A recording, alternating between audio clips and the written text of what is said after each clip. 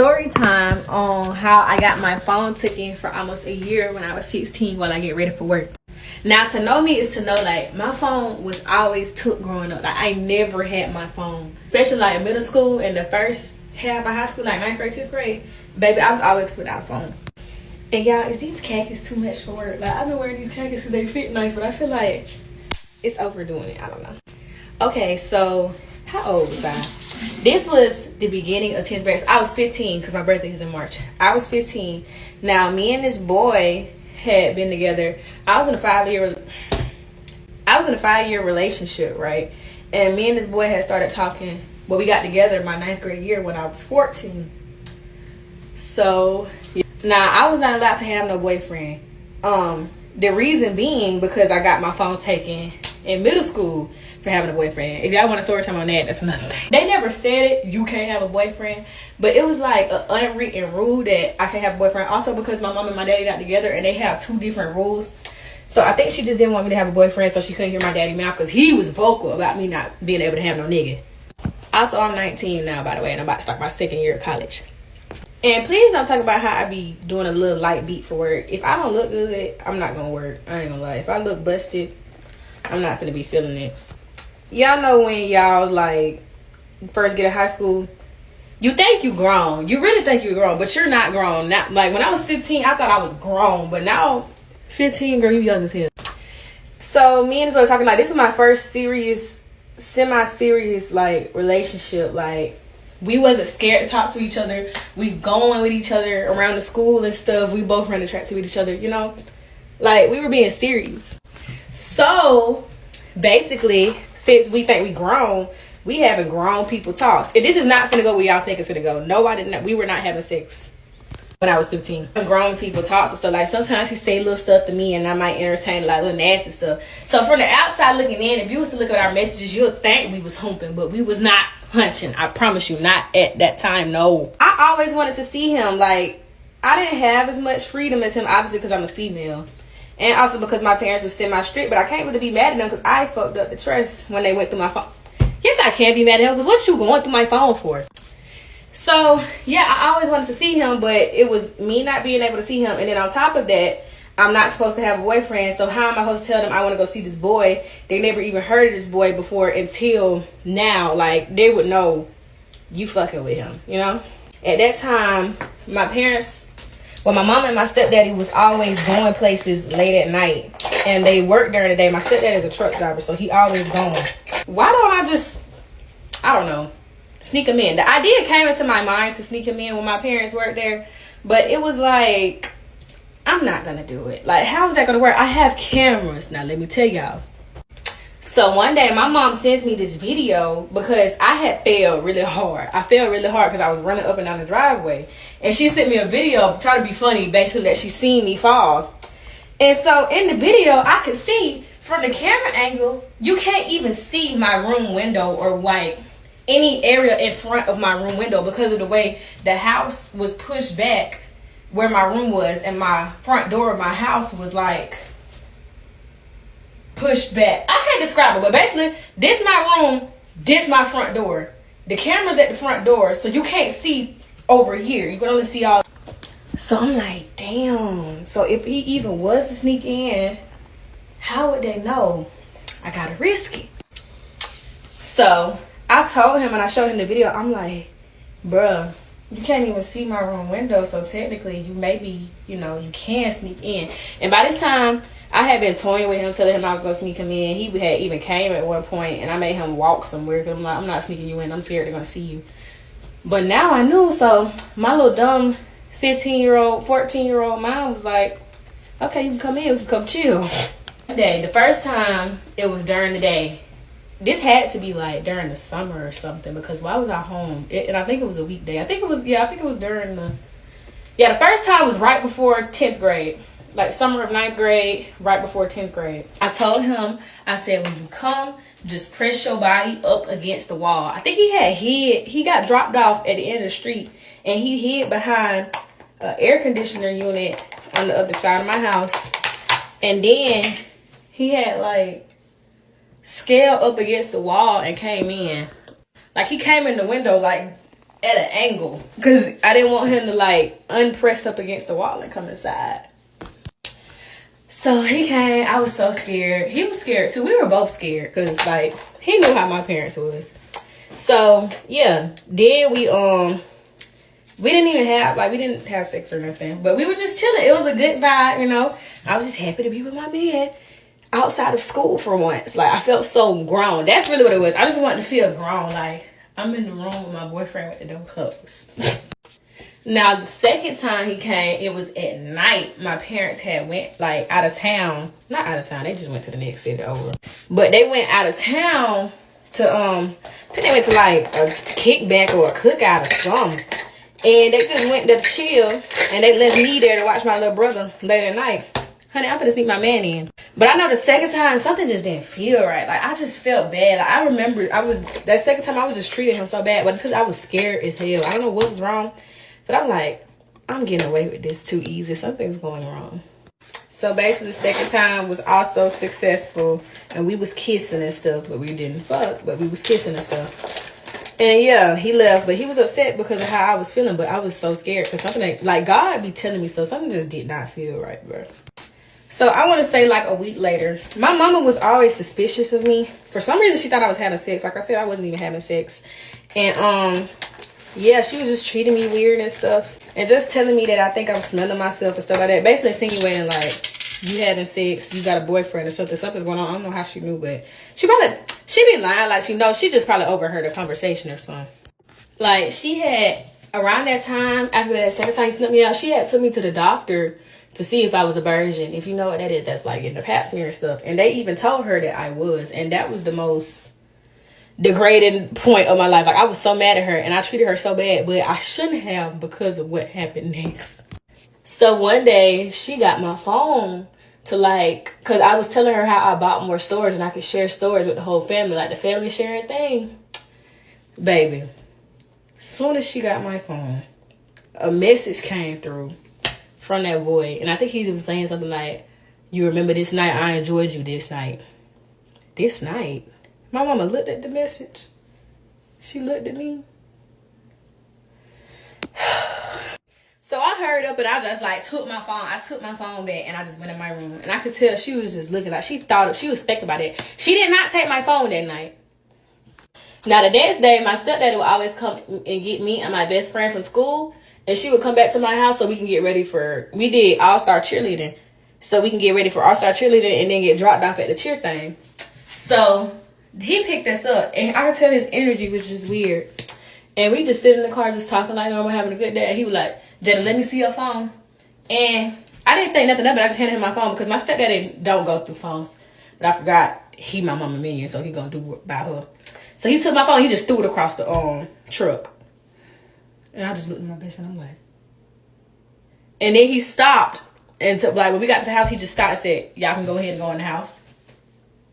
I'm like, "Was that my phone?" Immediately scared.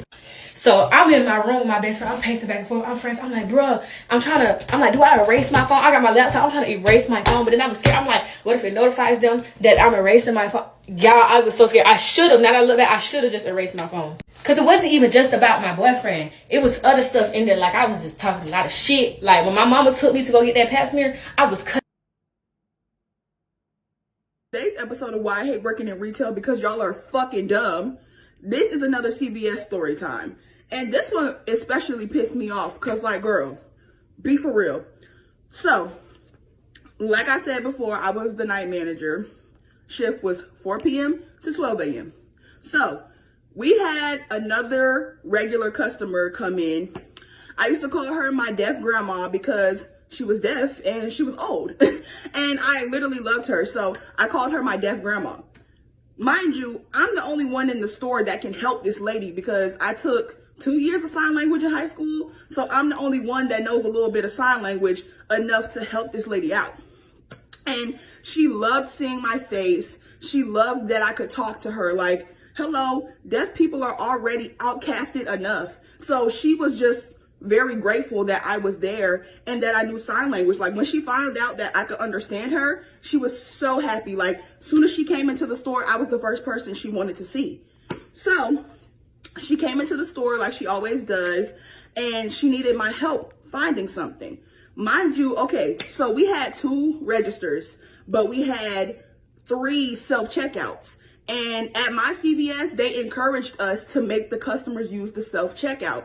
They said, don't check anybody out at the register unless you absolutely have to. And I really would make everybody go to the self-checkout unless you were elderly or you had a disability. If you had a disability or you were elderly, I had no problem checking you out at the register. But they literally told us, like, don't use the registers unless you absolutely have to, or unless it's like a transaction that we can't do on the self-checkout, like a gift card or somebody want to load their card or whatever, something like that. Those were the only times that they really wanted us to use the register.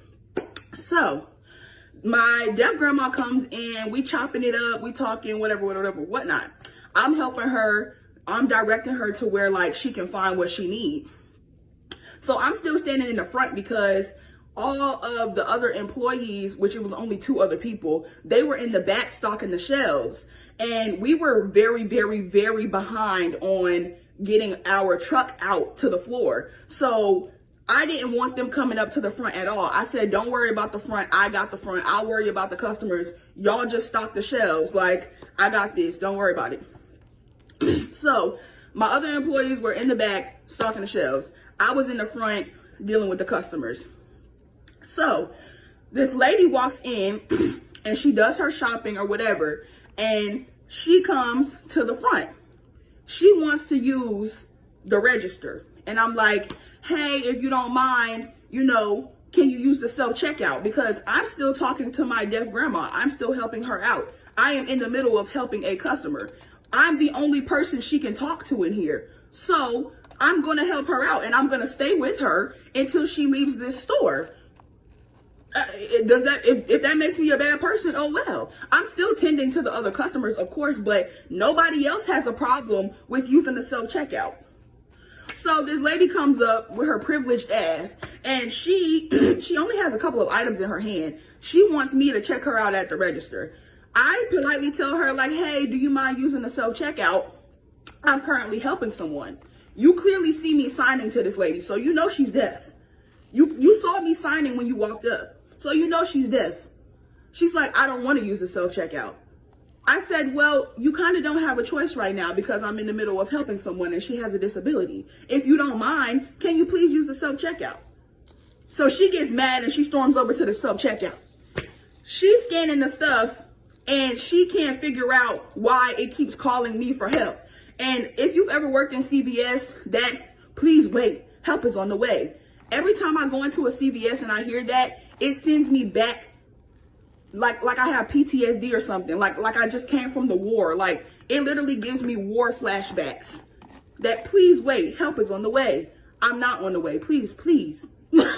So she is having a hard time scanning her stuff, even though it's not rocket science. You scan it and you put it in the goddamn bagging area so it can weigh it so they know you're not stealing. It's really not that deep. So I keep having to stop with my deaf grandma to go over there and scan my card because she can't figure out where to put the goddamn items after she scans them. So I'm already irritated because, girl, I feel like you're doing this on purpose now. Because every time I go over there, I'm like, after you scan it, put it in the bagging area. Now I feel like you're doing this on purpose because after every item, I had to come over there and scan my card because you acting like you don't know where to put it after I literally just fucking told you. So now it's time for her to pay. It's time for her to pay. She's like, oh, I'm paying with cash. I said, okay, insert the cash into the machine. She's like, I don't know where to put it. Mind y'all, it literally says cash with blinking lights. It literally says cash with blinking lights. I blame George Bush. You don't know how to read? Your eyes don't work? Like, what's up? You don't know how to read? What's up? So I ignore her because, girl, you pushing my buttons now. I'm literally trying to check out my deaf grandma. She has her stuff. I'm at the cash register. I'm trying to check out my deaf grandma so she could go home and go on her merry way. What? It's not rocket science. Put the cash where it says cash. So she's like, I don't know where to put the cash. I'm like, it literally says cash right there. You don't know how to put your money into the machine?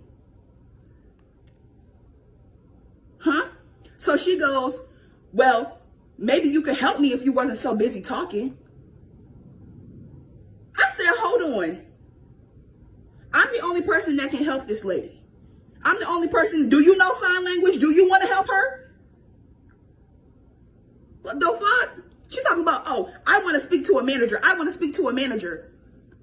I did a full 360 turn. I said, how may I help you?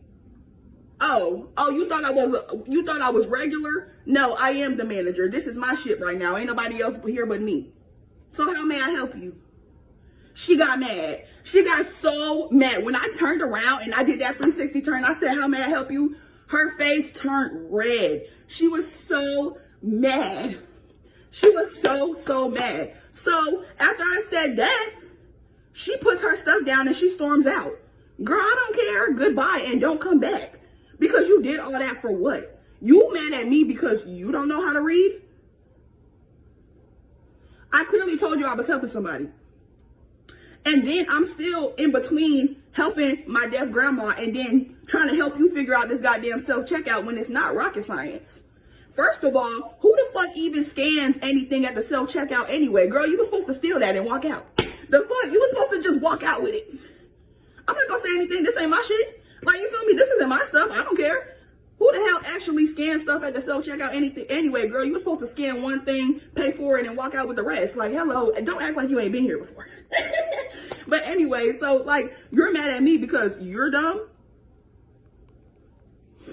When clearly you see that I'm helping someone with a disability. If it was just a regular person and they could have figured it out by themselves and went to the self-checkout, that would have been different. But I'm literally talking to a deaf lady. And I don't play about my deaf community, okay? I did not take 2 years of sign language for nothing. I don't play about my deaf community. I take pride in knowing how to, communicate with deaf people because they don't have a lot of people that can do that. They go into these stores and they have to read lips. They have to write stuff down because nobody can help them. So yes, I'm going to take my time with this lady, and I'm sorry that I took too long for you, that I couldn't, cater to your every need, but there's somebody else who was in more need than you were. So I'm going to put them first. And if that makes me a bad manager or a bad employee, so be it. Just because your dumb ass couldn't figure out how to work the self-checkout. It's not rocket science, Bookie. But yeah, she got mad and she left her stuff and stormed out, and I did not care. And I continued to check out my deaf grandmother, and we talked about her after she left in sign language, ho. But yeah, it's like customers be doing too much, and I don't want y'all to think that I just really be out here giving everybody attitude. No, I give great customer service to those who deserve it. But you play stupid games with me, you're gonna win stupid prizes. I don't get paid enough to put up with anybody attitude. You're not gonna talk to me any kind of way. I don't care who you are. I don't get paid enough to put up with nobody attitude. You play stupid games, you're going to win stupid prizes over here every time. And I do not care. Story time on how I went to the tanning salon for the first time and it almost turned into Final Destination. You heard that correctly. And if you don't know what Final Destination is or what I'm talking about, age advisory. I don't even want to say 18 plus, 28 plus. It's traumatizing. Look it up at your own. Goosebumps even thinking about it. And this is a fresh story. Not even back to Pipsqueak days. No, back to Sunday. It's Monday currently. It never ends. And I want to make this disclaimer too. I know I'm an idiot, dumb, stupid, every slur in the book for going to the tanning salon. I'm very well aware. I understand. I'm not proud of it. I don't even think I'm an influencer, but I have a little bit of a platform. Don't do what I do, and I prove that every day from these story times, okay? Take it with a grain of salt or pepper, whatever you want. So this story starts off with a little bit of a trigger warning. A job. A career if you want to call it a career. So as you guys know from my past story times, if you're new, maybe you don't, I'm used to my part-time job, right? My 8 hours a week, my little 4 to 8, whatever you want to call it. 2 to 4, whatever the F it is, something at night. Which granted, my bank account gasping for air, begging me, please, all we're getting is $100 a week. How are we doing this? But my summer fun was endless. I mean, I couldn't really do much with money, but I was at the park every day, okay? And something with summer, I was always the F outside tanning. Always outside tanning, okay? If the sun was out, if the UV was above, I even want to say 5, here I go, crawling outside to my den, which is my back porch, right?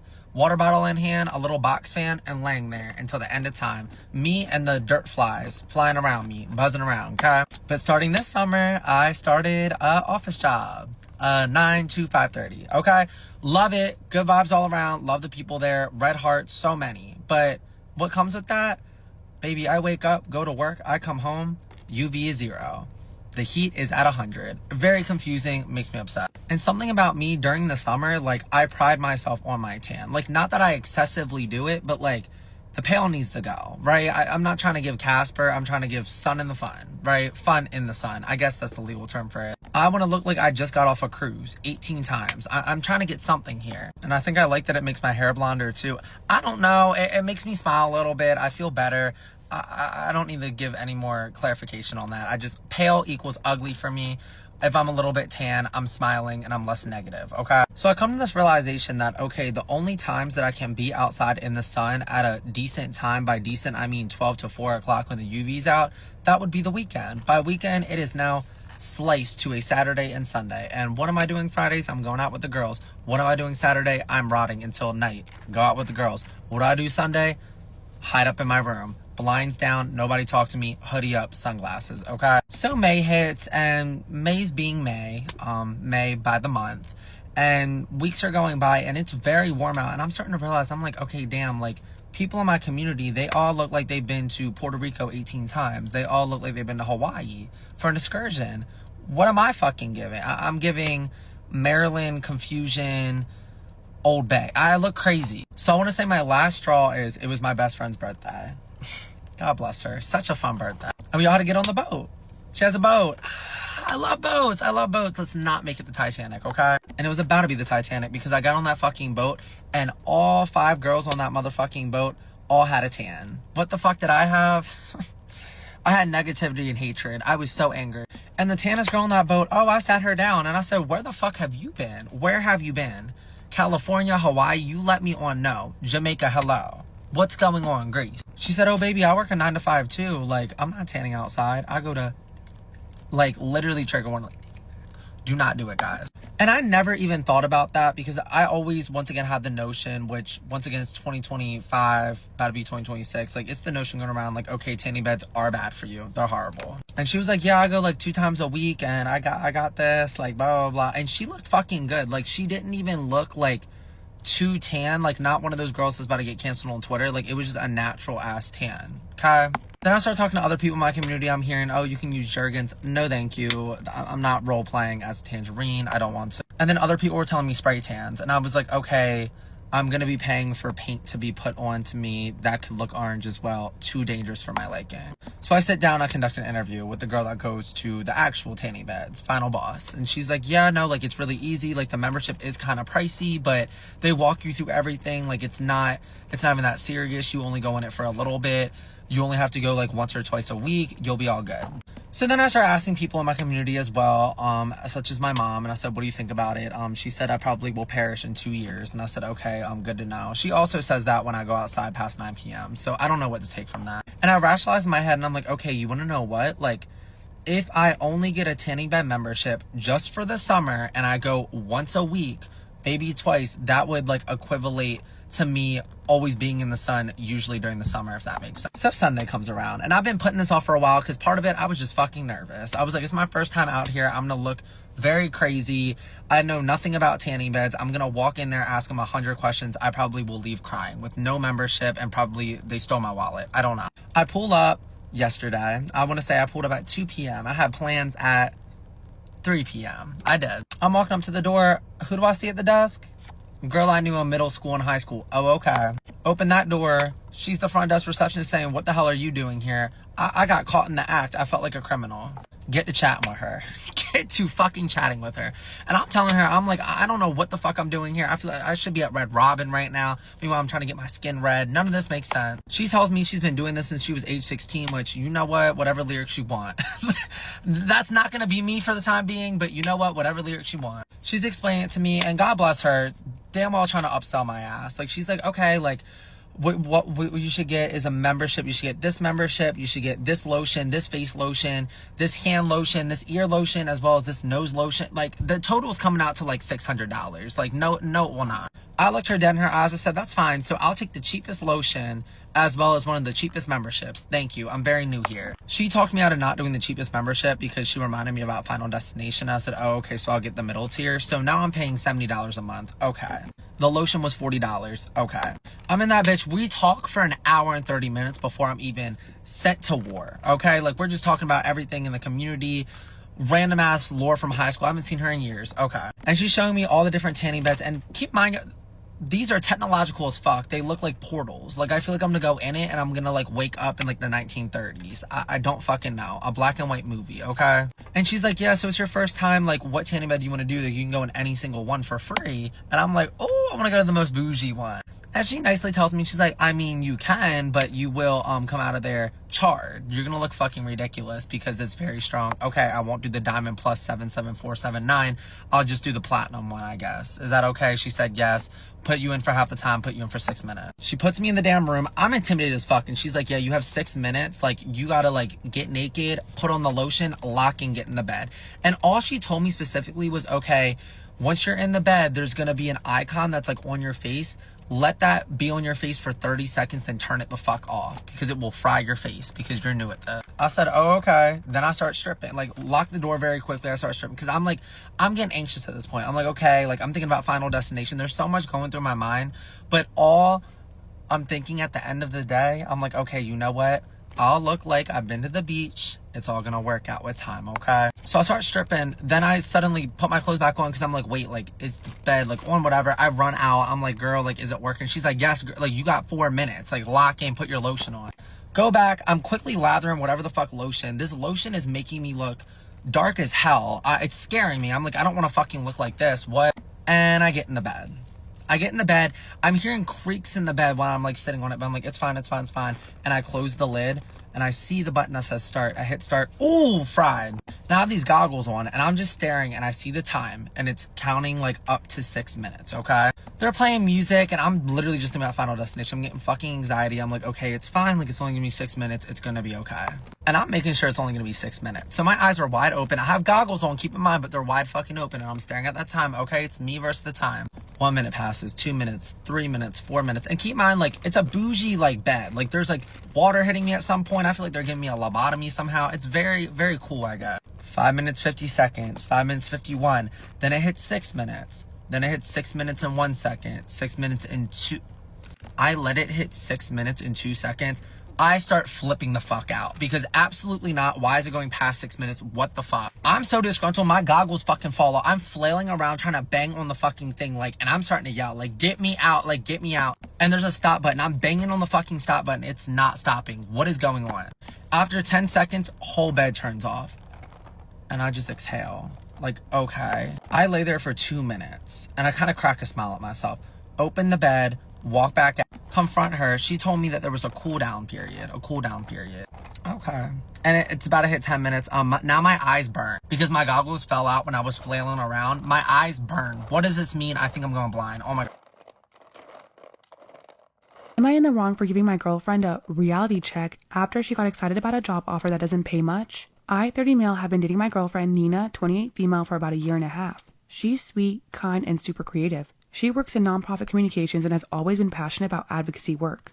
I've always supported her dreams, within reason. Recently, Nina applied for a role at an organization she's admired for years. It's a dream job for her, focused on climate justice and education, something she's truly passionate about. She made it to the final interview and just found out that she got the offer. She came over literally bouncing, crying happy tears, talking about how meaningful the work is going to be and how this is everything she's ever wanted to do. I was happy for her, at first, but then she told me the starting salary, and my mood kind of shifted. It's barely more than what she's making now, and still well below what I think someone our age should be making. She said the benefits were great though, and she's willing to live modestly to do something that matters to her. That's when I told her that we needed to have a serious talk. I told her that I wasn't trying to rain on her parade, but I think she needs a reality check. We're not kids anymore. We're thinking about building a future. A house, kids, retirement. Passion doesn't pay for a wedding. She got quiet, but I kept going and asked if she even considered how this would impact our long-term plans. She said she didn't realize she needed to run career decisions by me. I said she didn't have to, but if we're serious about being partners, I think it's fair to expect some financial compatibility. I suggested she try negotiating the offer or maybe keep looking while working there part-time, but she got upset and said that I made her feel like her joy wasn't valid. I told her that I'm just trying to protect us from future struggles. I make good money in tech, and I've worked hard to get here. I want to be with someone equally ambitious. Is it really that bad to want a partner who's thinking practically? Now she's distant and said that she needs space to think. I don't get it. I didn't yell. I didn't insult her. I was honest. Isn't that what a mature relationship is about?